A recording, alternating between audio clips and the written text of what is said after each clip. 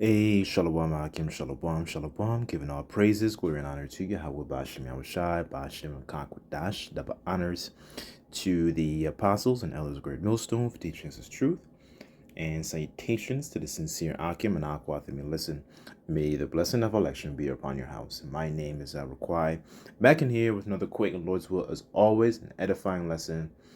And for today's lesson, I wanted to go through a bit of this chapter I came across in regards to our forefather in the book of Tobit, and his, he belonged to the tribe of Naphtali. Essentially, they were taken into captivity. And basically, after some trials and tribulations, he loses his, he exemplifies, essentially, I should say, good deeds, a sense of uprightness in the midst of captivity. But at the same time, we start to see that, he went through his periods of suffering.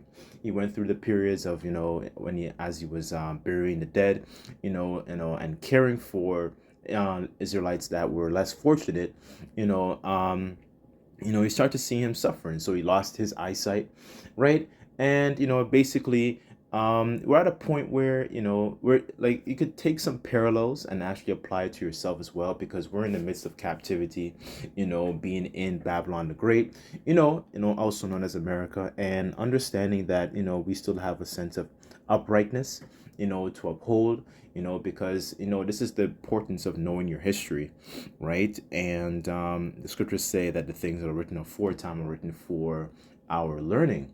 So I wanted to take some, godly counsel that Tobit shared with his son Tobias, right?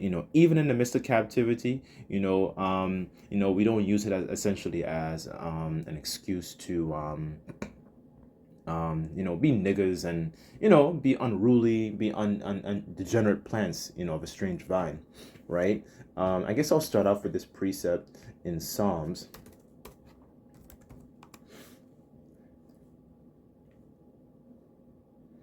Okay, this is Psalms chapter 101, verse 2, and it says, I will behave myself wisely in every perfect way. When thou wilt thou come unto me, I will walk within my house with a perfect heart, right? So it's just a mindset of not, operating like the rest of our people operate. When you go into the law, for example, in regards to stubborn sons, what was they were drunkards, they were gluttons and stuff like that.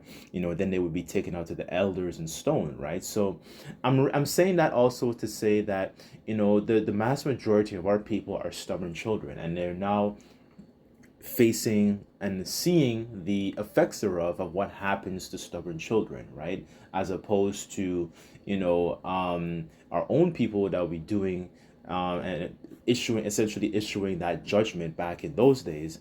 It now is these modern day Assyrians essentially being used to punish our people because they're stubborn, because the prophets have given them the message in terms of, okay, turn back unto the Lord, all right, or this is the judgment you'll face. So I wanted to read this a little bit because I thought it was very, very interesting. Some of the counsel that Tobit gave to his son.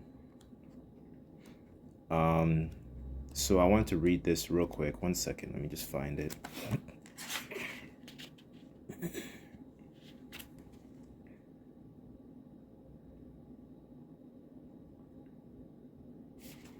Oh, that's not it. Where is it?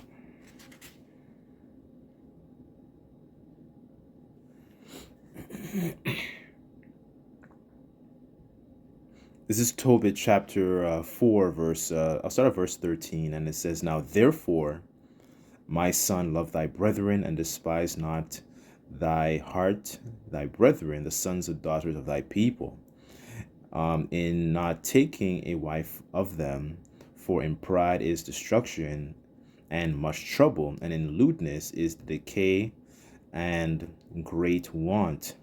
For lewdness is the mother of famine, right? So we don't behave in the sentiment of how, what's the word I'm looking for? We don't behave like, and that is a part of what I should say, an adulterous culture that is perpetuated within Babylon in terms of, Jake always see it as a prized possession, and they always see it as something that is honorable to essentially take another man's woman, and it's strongly glorified, within the music, within so-called black culture, that is constantly shown and played over and over again, right? But that is not something that is something we strongly exemplify, because that is within the law. We don't behave in such a manner, right? So that's where it goes back to that sense of uprightness, understanding that the fear of the Lord is really a crown of wisdom, so we don't behave in that sort of way.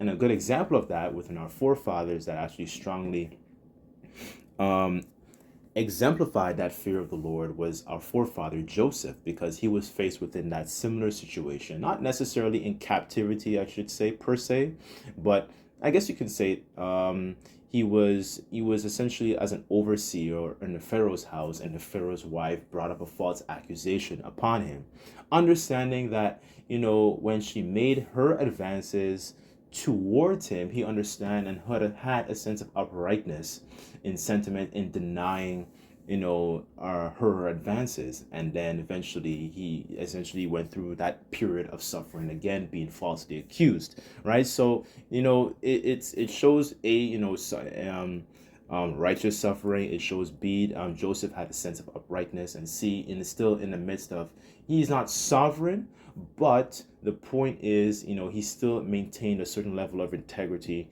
in the midst of his situation, right? Having an overseer Pharaoh over him, I should say, right? Right. And here it says, verse 14, let not the wages of any man which hath wrought for thee tarry with thee, but give him out of hand. If thou serve the Most High, Yahweh Bashem Yahushai, and he will also repay thee. Be circumspect, my son, which essentially means to look around, in all things that thou doest, and be wise in all thy conversation. Do that to no man which thou hatest, drink not wine to make thee drunken, neither let drunkenness go with thee in thy journey. So don't, essentially, I don't want to say a crash out, but the point is, like people, like for example, when they get too drunk, they're becoming, they're essentially, the lewd behavior is showing. They're out in public. When you drink, you cheer up your countenance, but you do it within the confines of your own space. You do it within the confines, around, people that, actually, you actually trust, right? That actually exemplify that measure and that fear of the Lord also, because, a lot of people, they might get drunk around a lot of people, and that happens to a lot of women too. And they get drunk a lot around people, and they don't know these type of people that they get drunk around, right? So they spend a lot of these times with people, and then they're surprised that when something happens to them, they have no memory of what happened, right? So essentially it's to have a certain sentiment of what's the word I'm looking for? Temperance, right? And the scriptures talk about temperance in terms of adding to your faith virtue, to your virtue godliness and temperance, and to roughly paraphrase, right? So let me continue on here. Let's see, this is verse 16, and it says, of thy bread to the hungry, and of thy garments to them which that are naked, and according to thine abundance give alms. And let not thy eye be envious when thou givest alms.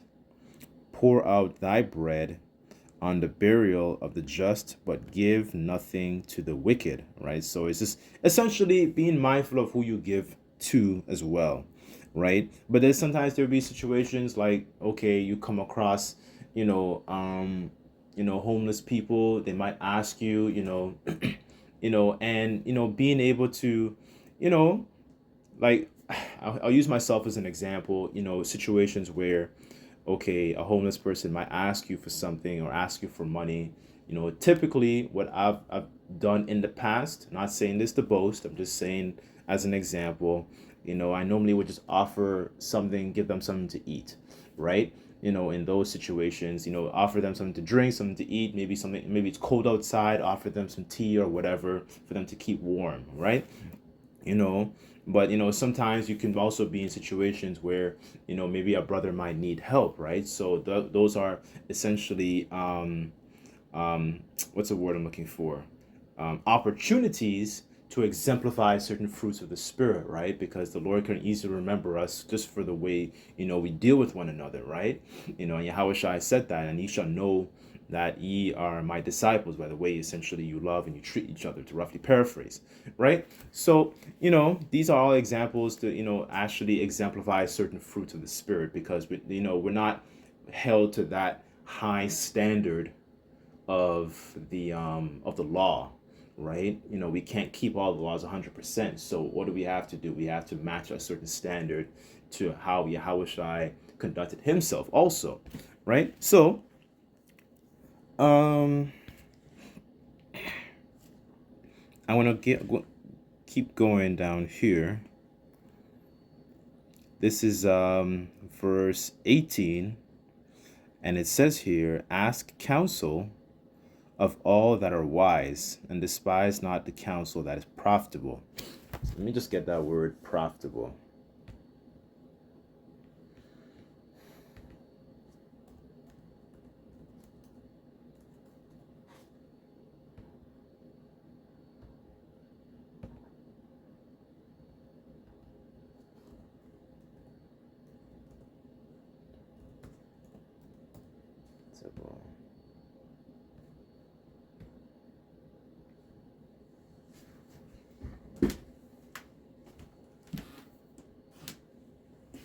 So profitable here, it says yielding spiritual and moral benefit, useful. It says advantageous, expedient, helpful, money making, right? The scriptures say that riches don't profit in a day of wrath, but righteousness can deliver from death, right? So those are the kinds of things, because we need essentially an advocate to remember us in those times. Pretty much kind of like how when you read the story of Bel and the Dragon, what's it called? Daniel, the Lord remembered Daniel in his situation, and sent the prophet Habakkuk to essentially send him some food, right? So those are the sorts of miracles, that we need, in the midst of Jacob's trouble, because, this society is going through a phase where it's cutting off, and it's going to be a complete like technocracy, and cash is going to be done away with, right? So we need an advocate to look out for us in those times, and Lord's will, we be those men, right? So anyways, so that was the word profitable. Okay, I'll read verse 18 again, and it says here, ask counsel of all that are wise, and despise not the counsel that is profitable, right? So when I read this, I it reminded me of the story. As a matter of fact, let me read it real quick. I just want to read a couple verses of that, going back to Solomon's son Rehoboam. One second, I think that's Kings.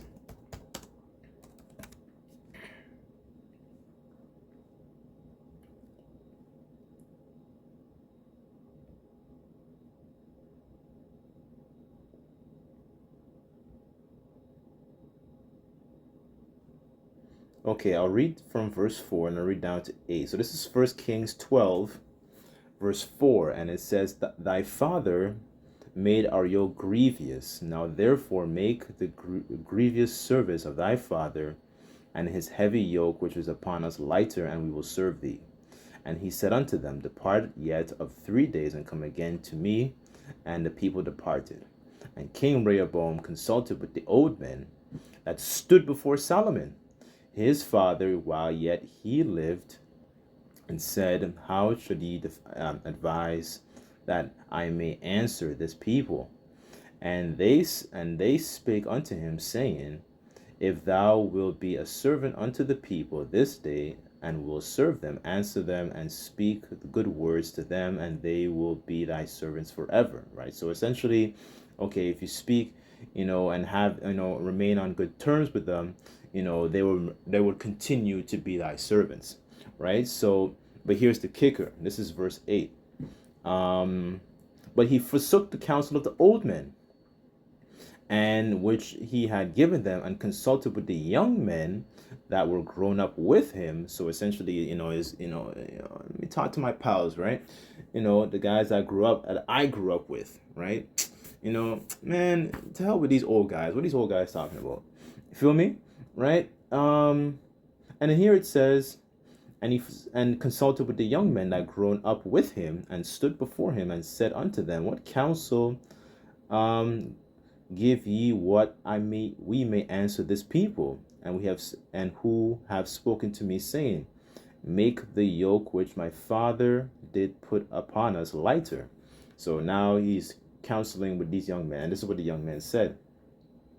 And the young men that were grown up with him spake unto him, saying, Thou shalt speak unto this people, and that spake unto thee, saying, Thy father made our yoke heavy, but make that it lighter upon us. Thou shalt say unto them, My little finger shall be thicker than my father's loins. Whereas my father had laid with you a heavy yoke, I will add to your yoke. My father chastised you with whips, but I will chastise you with scorpions, right? So I just wanted to get that portion real quick, because there was the counsel that the old men had given him, essentially to King Rehoboam, how to actually judge these particular matters, and the people will continue to serve you. However, the point was that King Rehoboam, he forsook the counsel of the older men that served alongside King Solomon's administration, and then he went to his the friends that he had grown up with, and right, this is what the counsel that his friends said to him. So that was really the point I kind of just wanted to hit there, because with it, well, I'll say it like this. One of the aspects of our culture is actually having elders, right? And that's really the purpose of the prophets, priests, elders, so on and so forth, to be able to advise the king in regards to certain situations and certain matters, right? What I'm saying? Because they are really and truly, they are the leaders, not celebrities, right? They are the leaders to be able to advise our people, because our people are very what's the word I'm looking for? Our people can be very, very simple sometimes, right? So, the point is that, that's really the point of having counsel, especially the presence of elders, people who are essentially in the mind according to thy mind, right? Right? The scriptures say that, to be continual with a godly man that knows to keep the commandments, right? Not some, you're not going to go to, cousin Tyrone about, certain godly matters, because his mind is not according to the mind of Yahweh Bashim Yahushai, right? And the Lord gave us pastors according to his heart that will feed you with, knowledge and understanding. So, it's just, we have, people there, and counselors, I don't want to say counselors, but, we have elders, for a reason, right? To be able to properly, I think it says that in Hebrews. One second. I'm jumping back and forth, but let me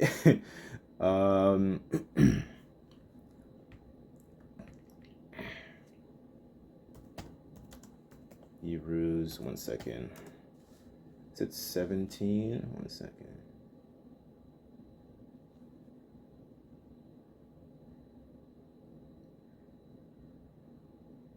This is Hebrews 13 and 17. Real quick, I'll go back to the council. Excuse me. And it says, Obey them that have the rule over you, and submit yourselves, for they watch over your souls, and they that must give account, that they may do it with joy and not grief, for that is unprofitable unto you, right? So they're there for a reason, right? Sometimes as young men, we feel what's the word I'm looking for? We feel like it might be grievous, but they do these things because of experience, right? They're speaking from experience, right? So let me just finish this up real quick.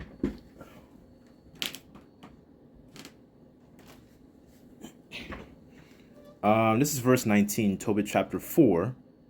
And it says here, "Blessed be the Lord thy power, Yahweh Bashem Yahushai, always, and desire of him that thy ways may be directed, and all thy paths and counsels may prosper."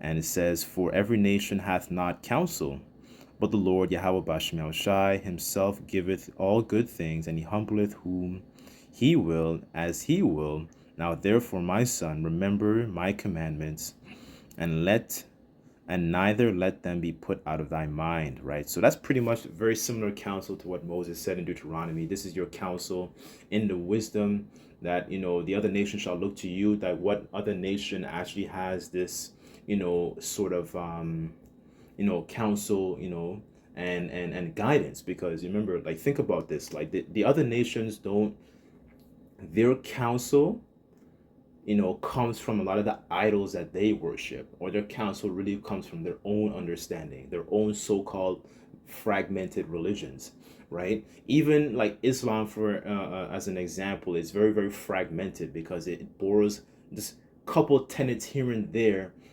from our culture, really and truly, right? But other than that, it's all still fragmented because they still all deal with idol worship, right? So, the ways of the Lord are higher than our ways, like it says in Isaiah, the 55th chapter, right? So, this is why, this is why culture is really, really important, right? So here it says,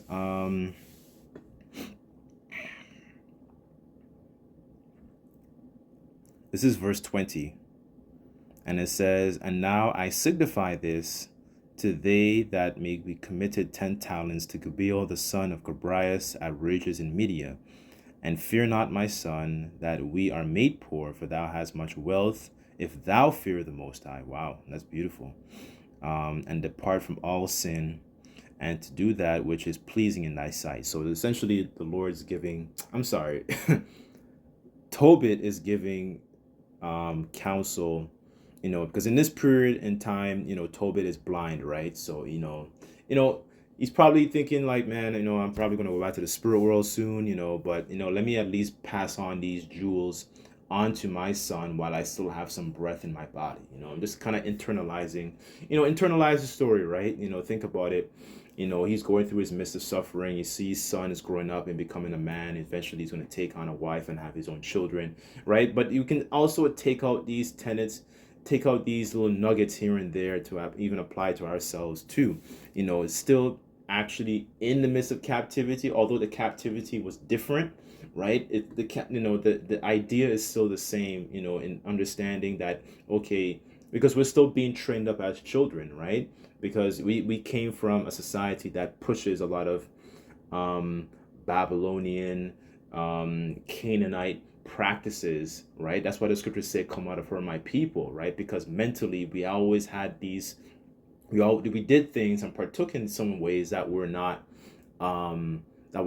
pleasing in the eyes of the Heavenly Father, right? So going back to the point about stubborn children, a lot of our people, that's the way that they behave. They behave as certain stubborn children, and they burn incense unto vanity. They paint their fingernails.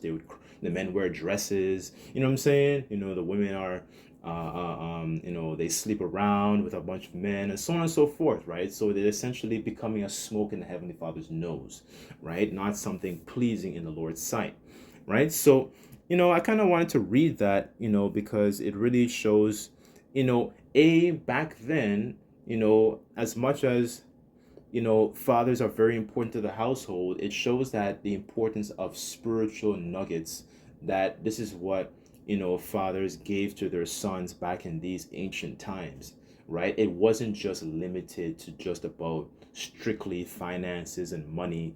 Although that's a portion of it, but that wasn't the major portion of it, as we see in these times where people are basically lovers of themselves, right, rather than lovers of the Most High. They see more about, the man is basically given strictly carnal things, and and the women are very devious too, so they know how to try and get as much financial resources out of that man, rather than thinking about what type of character is this person have, and what sort of spiritual nuggets does this person offer? Our people don't think about that because we live in a society that's basically strictly focusing heavily on the carnal, what they can receive carnally, from our men, right? So there was no reverence for fathers. There was no reverence. I'm talking about in this society. There's no reverence for fathers. There's no reverence for, the spiritual aspect of what a man can offer, because scriptures say that a wisdom maketh a man's face to shine. That kind of golden nuggets he's giving essentially, like, how they say in the world, how do they say it? They say it, oh, I'm giving you game, right? Tobit is dropping game, like spiritual game on how to please the Lord to his son, right? So, anyways, I thought, this, I thought these couple verses were very, very interesting, right? But as a matter of fact, because that promotes a certain attitude of being blameless. Let me get that in Philippians.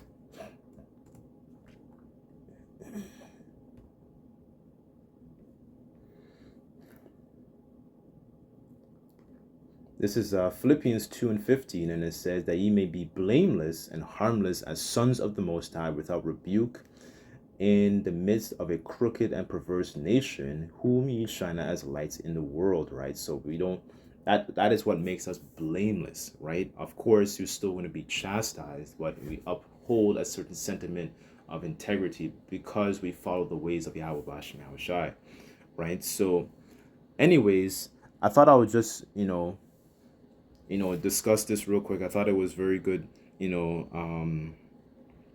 advice, godly advice. Normally people are, like the scriptures say again, our people are wise to do evil, but to do good they have no knowledge, right? So the kind of advice they would teach unto a lot of their, sons and, unto their seed, it's basically like, oh man, this is how you gotta finesse and take this man's woman and all that. That's what I'm saying. They're wise to do evil, but to do good, they don't have any knowledge. But Tobit showing you actually has that spiritual substance on what to give to his son, because he's making a duplicate copy, after he passes, right? So, anyways, I'll leave the lesson there, but Lord's will, this lesson was edifying. Just like to give all praises, glory, and honor to Yahweh Bashim Yahushai. Until next time, I say Shalom.